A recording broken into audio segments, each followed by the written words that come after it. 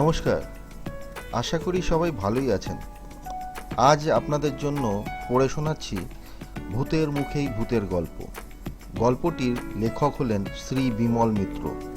গল্পটিকে আমরা নিয়েছি শ্রী শীর্ষেন্দু মুখোপাধ্যায় সম্পাদিত 2 বাংলার সেরা ভূতের গল্প থেকে। এই বইটি প্রথম প্রকাশ পায় 1412 বঙ্গাব্দে, অর্থাৎ ইংরেজির 2005 সালে। আশা করি আপনাদের গল্পটি ভালো লাগবে। তাহলে শুরু করি ভূতের মুখে ভূতের গল্প।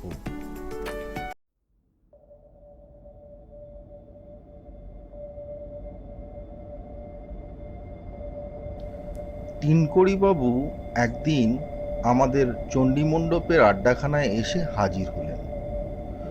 ভদ্রলোক জাহাজে কাজ করতেন, ফলে দূর দূরান্তের বহু দেশ ঘুরেছেন, অভিজ্ঞতাও তার প্রচুর। মাঝে মাঝে আমাদের চণ্ডীমণ্ডপের আসরে এসে নানান দেশের নানান গল্প বলেন। কখনো সে গল্প আন্দামানের জাড়োয়াদের নিয়ে, কখনো হনলুলুর বাসিন্দাদের নিয়ে।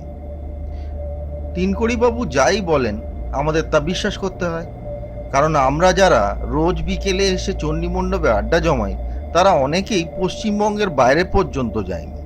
অতএব তিনকড়িবাবুর সব গল্প আমাদের বিনা প্রতিবাদে মেনে নিতে হয়। উনি মাঝে মাঝে বিভিন্ন দেশের ভাষা বলেন, আমরা বুঝতে পারি না, তবু স্বীকার করে নিই। তিনকড়িবাবু যা বলেন তা একদিক থেকে দেখতে গেলে ঠিকই। যে লোকটা এত দেশ ঘুরেছে তার পক্ষে বিভিন্ন দেশের ভাষা কিছু কিছু আয়ত্ত করা তেমন কিছু কঠিন নয়। তিনকড়িবাবুর নিজের জীবন কিন্তু খুব দুঃখের। উনি সেবার জাহাজে করে দীর্ঘদিনের জন্য বেরিয়েছিলেন, আর সেবারই কলেরা মহামারীতে ওর বউ, ছেলে, ওর মেয়ে সবাই মারা যায়। অবশ্য আমাদের এই কার্তিকপুর গ্রামে নয়, বউ ছেলে মেয়ে সেবার বাপের বাড়ি রসুলপুরে গিয়েছিল, আর ওখানেই তারা কলেরায় মারা যায়। সেই থেকে উনি জাহাজের কাজ ছেড়ে দিয়েছিলেন। এই দুঃখজনক গল্পটা অবশ্য উনি নিজেই একদিন চণ্ডীমণ্ডপের আসরে বলেছিলেন। উনি যা বলেছিলেন, বুঝলেন মশাই, আমি জানতাম না আমার বউ, ছেলে, মেয়ে রসুলপুরে গিয়ে কলেরায় মারা গেছে। আমি জানতুম ওরা রসুলপুরে আমার শ্বশুর বাড়িতে বেশ আনন্দে আছে। জাহাজ কোন বন্দর থেকে কোন বন্দরে যে যাবে এ কথা না জানার জন্য আমার শ্বশুরবাড়ির লোকেরা এই দুঃসংবাদ জানাতে পারেনি, আর জানানোর সম্ভবও ছিল না। আমাদের কোম্পানির জাহাজ বম্বে ভিড়তেই আমি 1 মাসের ছুটি নিয়ে প্লেনে করে সোজা কলকাতায় চলে আসি। তারপর দমদম এয়ারপোর্ট থেকে ট্যাক্সি নিয়ে একেবারে হাওড়ায়। হাওড়া থেকে বেশ কয়েকখানা দামি শাড়ি, কয়েক বাক্স সন্দেশ কিনে নিই। আপনজন কেউ মারা গেলে দুঃখ সংবাদ না পেলেও মনটা কেমন যেন আনচান করে ওঠে। আমার শরীরে কোনো রোগ নেই, কিন্তু মনে একটা অস্থিরতা ছিল। সে অস্থিরতা এমনই যে আমি ভাষায় প্রকাশ করতে পারছি না। রামগতিবাবু সে কথা জেদ টেনে বললেন, ও সব দুঃখজনক অবস্থা বোধহয় ভাষায় প্রকাশ করা যায়ও না। বিনয় মিত্তির বললেন, আপনার এমন ভালো অবস্থা, এত টাকা পয়সা, জমি জায়গা, কিন্তু খাওয়ার লোক একজনও রইল না। আপনার কিছু একটা হয়ে গেলে সবকিছুই 12 ভূতে লুটে পুটে খাবে। সদয়বাবু বললেন, তা তো বটেই। তিনকড়িবাবু আবার শুরু করলেন, হাওড়া স্টেশন থেকে ট্রেনে চেপে একেবারে গিয়ে নামলুম কাটোয়ায়। অন্যদিন রসুলপুরে যাওয়ার জন্য ট্যাক্সি বা রিক্সা পাওয়া যায়, কিন্তু কি একটা কারণে কাটোয়ায় সেদিন স্থানীয় হরতাল। অতএব হাঁটা ছাড়া বলতে গেলে আর কোনো উপায় রইল না। কাটোয়া থেকে রসুলপুর প্রায় 10 মাইল দূর। স্টেশনে চায়ের দোকানটাই খোলা, খাবার দাবার কিচ্ছু নেই। কারণ কাটোয়ার দোকান বাজার সব বন্ধ। হরতালকারীরা দয়া করে স্টেশনের চায়ের দোকানটা যে কেন খুলে রাখার অনুমতি দিয়েছিল সেটাই আশ্চর্য। আজকাল তো হরতাল বলে কয়ে হয় না, যখন তখন যে কোনো জায়গায় হরতাল হতে পারে। কেউ বাসে চাপা পড়ল, অমনি বাস বন্ধ। যাকগে, স্টেশনে চায়ের দোকান থেকে চা পাউরুটি খেয়ে নিলাম, 4 প্যাকেট সিগারেট কিনে নিলাম। কিন্তু মালপত্র বইবে কে? 10 মাইল পথ কম তো নয়। আমার আবার জাহাজে চলার ফেরার অভ্যেস, ডাঙায় এতটা পথ হেঁটে চলার অভ্যেসটা অনেক দিনই নেই। যদিও বা কোনো রকমে হেঁটে হেঁটে যেতে পারি, কিন্তু মালপত্র নিয়ে হাঁটা একেবারেই অসম্ভব। চায়ের দোকানদারই দয়াপরবশ হয়ে একটা বিহারি লোককে ঠিক করে দিল। লোকটা ওই কটা মাল রসুলপুরে পৌঁছে দেওয়ার জন্য 20 টাকা চাইল। শেষ পর্যন্ত রফা হলো 15 টাকায়। তাছাড়া আর উপায় কি? আমার শ্বশুরমশাই রসুলপুরের ডাক সাইটে জোরদার।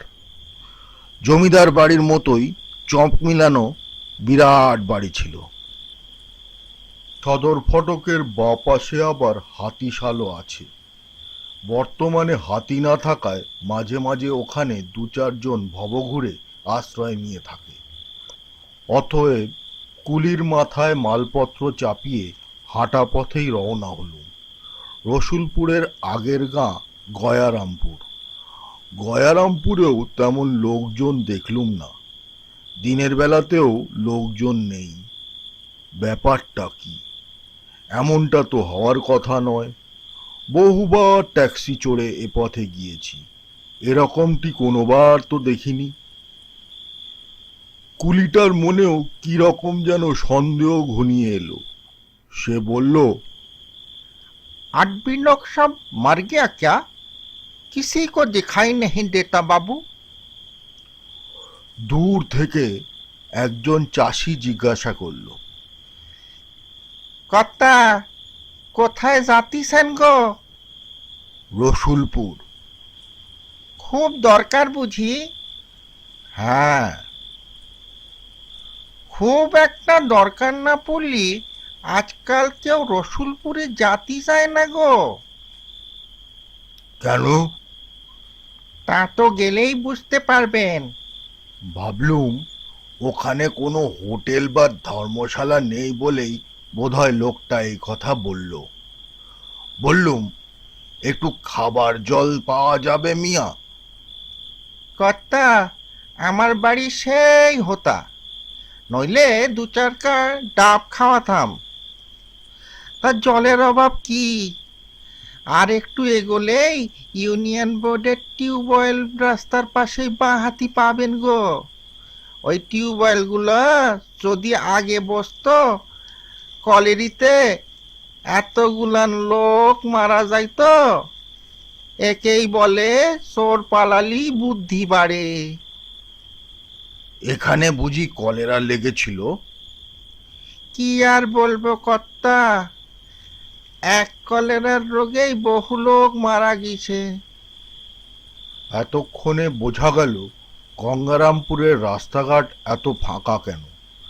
কিছুটা এগোতেই বাঁ হাতে একটা টিউবওয়েল পাওয়া গেল। অতএব পেট পুড়ে বা প্রাণ ভরেই হোক জল খাওয়া হলো। তারপর আবার পথ চলা শুরু। রসুলপুর পৌঁছতে প্রায় সন্ধে হয়ে গেল, কিন্তু দোকানপাট বন্ধ কেন? এখানেও হরতাল নাকি? কুলি বলল, बाबूजी, दाल में कुछ काला मालूम होता है। আরে কোনো ভাবনা নেই। ওখানে আমার শ্বশুর বাড়ি, তারা জমিদার। যতই হরতাল হোক খাওয়া দাওয়ার কোনো অভাব হবে না। তুই বরং আজ রাতটা খেয়ে দে বিশ্রাম নিবি, কাল সকালে চলে যাস। ये बात तो ठीक है जी, बहुत थक गया, कितना दूर है बाबा? বেশ কিছুটা এগোতেই আমার শ্বশুর বাড়ি। সদর দরজার বিরাট ফাটক, কিন্তু অন্ধকার কেন? এত বড় বাড়িটা অন্ধকারের মধ্যে যেন কেমন ভয়াবহ লাগছে।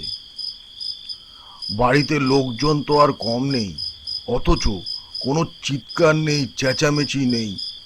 সদর ফটক দিয়ে ঢুকেই বাঁ হাতে বৈঠকখানা ঘর। ফটকের সেই গালপাটটা কুফো দারোয়ানটাই বা কোথায়? দূরে প্যাঁচার ডাক, মনে হলো শিয়ালও যেন ডাকছে। খুব ভয় ভয় করতে লাগলো। বৈঠকখানার পাশেই নায়েবের ঘর। বৈঠকখানার দরজা হাট করে খোলা। এমনিতেই হাঁপিয়ে উঠেছিলাম। বৈঠকখানার ঘরে ঢুকেই খপ করে ফরাসে বসে পড়লাম, কিন্তু বসেই মনে হলো ফরাসে যেন এক গাদা ধুলো জমে রয়েছে। এরকমটি হওয়ার কথা নয়। আমার শ্বশুরমশাই ভয়ানক খুঁতখুঁতে ধরনের আর শৌখিন লোক। পান থেকে চুন খসলেই চাকর বাকরদের চাপকান। তার বাড়ির বৈঠকখানা ঘরের এই অবস্থা ভাবা যায় না। বৈঠকখানা ঘরে বসেই ডাকতে লাগলুম, नायब काका, ओ नायब काका। দুবার ডাকার পরেই খড়মের খটখট শব্দ শোনা গেল। নায়েব কাকা বাড়িতে থাকাকালে সচরাচর খড়ম পরেই চলাফেরা করেন।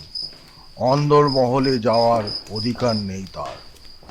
নায়েব কাকা এ বাড়িতে বহুদিন ধরে রয়েছেন। খাবার দাবার, চা জল খাবার ঝি চাকরেরাই তার ঘরে দিয়ে যায়। এ বাড়ির নিয়মকানুনই আলাদা। খড়মের আওয়াজ দরজার কাছে এসে থামল। অন্ধকারে মুখ দেখা গেল না, তবে বুঝতে পারলুম নায়েব কাকাই। কে কে ওখানে? আমি তিন করি। কোন তিন করি? এ বাড়ির বড় জামাই তিন করি। বলো কি বাবাজি, তা খবর না দিয়েই এলে যে? খবর পেলে কাটোয়া স্টেশনের লোক পাঠিয়ে দিতুম। খবর দেওয়ার উপায় ছিল না। জাহাজ থেকে কলকাতায় নেবে চট করে চলে এসেছি। তা বেশ করেছ। তা পথে কোনো কষ্ট হয়নি তো বাবা? হবে না, কাটোয়ায় হরতাল। এতটা পথ কুলির মাথায় মালপত্র চাপিয়ে হেঁটে হেঁটে আসতে হয়েছে। কিন্তু নায়েব কাকা, এ বাড়ির এমন দশা কেন? কি দশা? অন্ধকার, দেউড়িতে দারোয়ান নেই, দোকানপাট বন্ধ। বাবাজি, এখানেও হরতাল। গ্রামগঞ্জে আজকাল আকছার হরতাল হচ্ছে। দারোয়ানটা কোথায় গেল? সে বেটাকে তো কেরোসিন তেল আনতে গঞ্জে পাঠানো হয়েছে সেই কখন, এখনো ফিরল না। আজ কর্তা বাবুর চাবুক খাবে নিঘাত। কেরোসিন এলেই অন্দরমহল আর বাইরে মিলিয়ে 10-12টা হ্যাচাক জ্বালিয়ে দেয়া হবে।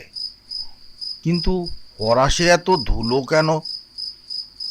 সে দুঃখের কথা আর বলো না বাবাজি। কলেরা লেগে সব মরে গেছে। দু একটা চাকর বাকর আছে, তারা অন্দরমহলের কাজ করে। তাছাড়া ভূত প্রেতেরও ভয়। সারা রসুলপুর জুড়ে এখন ভূতের নৃত্য চলছে। তাই নাকি? কিরকম?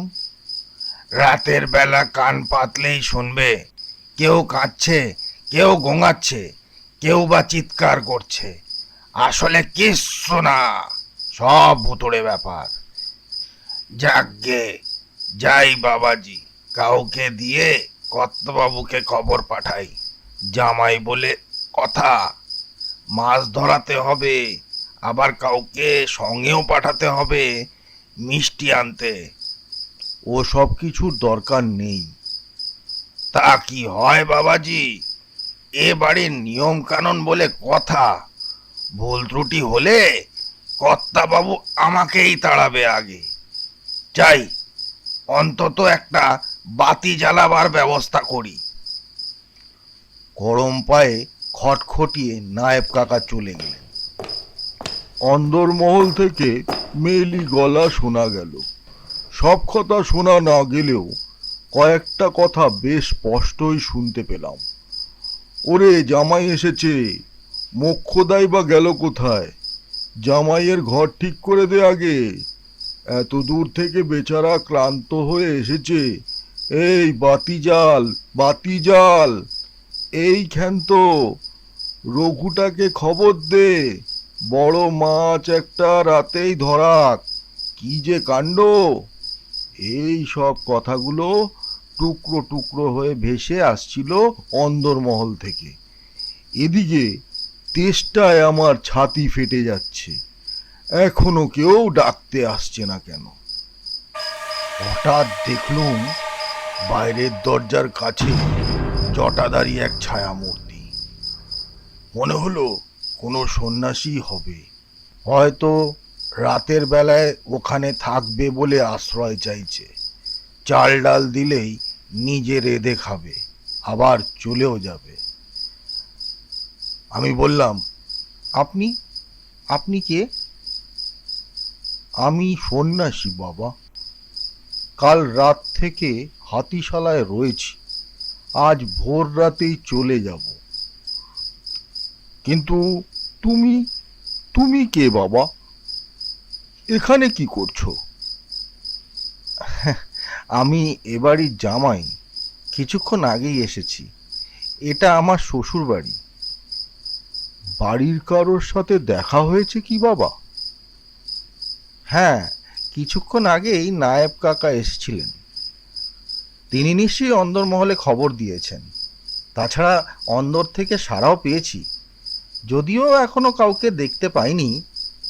এবার সন্ন্যাসী বলল, বাবা, আর এক মুহূর্ত এখানে দেরি না করে পালিয়ে যাও। এখানে থাকলে আর জ্যান্ত ফিরে যেতে পারবে না। পালিয়ে যাও এখান থেকে। হ্যাঁ, পালিয়ে যাব? এসব কি বলছেন আপনি? এখানে আমার ছেলে মেয়ে বউ রয়েছে, তাদের ফেলে রেখে পালিয়ে যাব?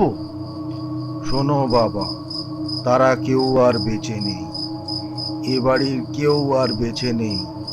কলেরার রোগে রসুলপুরটাই উজাড় হয়ে গেছে। কিন্তু কিন্তু আমি যে কিছুক্ষণ আগে নায়েব কাকার সঙ্গে কথা বললুম। তিনিও আর বেঁচে নেই। নায়েব কাকার ভূতের সঙ্গে এতক্ষণ কথা বলেছ। যদি প্রাণ বাঁচাতে চাও তো পালাও এখান থেকে। কিন্তু আপনার কথা যে সত্যি, তার প্রমাণ কি? সন্ন্যাসী বলল, এখান থেকে 1.5 মাইল দূরে একটি গঞ্জ আছে। সেই গঞ্জে গিয়ে বড় বড় ব্যবসায়ীদের জিজ্ঞাসা করলেই বুঝতে পারবে। আর দেরি করো না বাবা, পালিয়ে যাও এখান থেকে। অন্দরমহল থেকে আবার মেইলি খিলখিল হাসি শোনা গেল। হাসির ধরনটা অদ্ভুত, সারা গায়ে শিহরণ জাগিয়ে দেয়। কুলিটা বলল, बाबू, दाल में कुछ काला है बाबू, जल्दी चलिए, भागिए यहाँ से। অতএব পেরিয়ে এসেই দৌড়তে হলো। কুলিটাও মাথায় মোট নিয়ে ছুটল, বলতে গেলে প্রাণের ভয়ে। আমরা ছুটতে ছুটতে সন্ন্যাসীর বলে দেওয়া সেই গঞ্জে এসে থামলুম। শেঠ সীতারাম দাসের বাড়িতে আশ্রয় পেলুম সে রাতের মতো। উনি সব কথা শুনে বললেন, সন্ন্যাসী ঠাকুর সত্যি আপনাদের খুব বাঁচিয়ে দিয়েছেন বাবুজি। 2-1 বছর যাক, আপনার শ্বশুর মশাইয়ের তো কোনো ওয়ারিসান নেই। সম্পত্তির ব্যাপারে আপনার সঙ্গে কথা করব। পরদিন উনি ওনার গাড়িতে কাটোয়া স্টেশন পৌঁছে দেন। তাই সে যাত্রায় বেঁচে গিয়েছি। সন্ন্যাসী ঠাকুর ওভাবে সাহায্য না করলে আমাকে আর আপনারা দেখতে পেতেন না। গল্পটা আগে শেষ হয়ে গেলেই ভালো হতো, কিন্তু শেষ হলো আর কই। কয়েকদিন ধরে তিনকড়িবাবু চণ্ডীমণ্ডপে আসছেন না। রামগতিবাবু বললেন, আরে ভদ্রলোক একা বাড়িতে রয়েছেন, অসুখ বিসুখ করলো না তো? চলুন না একবার সবাই মিলে খোঁজ করে আসি। সদাইবাবু বললেন, সেই ভালো, এমন বড়লোককে হাতে রাখা দরকার। শ্বশুরের সম্পত্তি উনিই পাবেন। তাই কি চণ্ডী মণ্ডপ, মন্দির, এমনকি গায়ের একটা হাসপাতালও উনি ইচ্ছে করলে করে দিতে পারেন।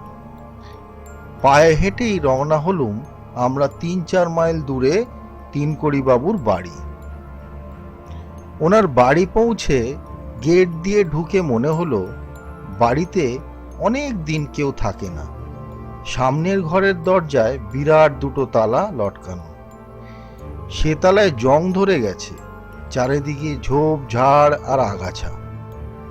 তবু আমরা ডাকলুম, তিনকড়িবাবু, ও তিনকড়িবাবু, বাড়ি আছেন নাকি?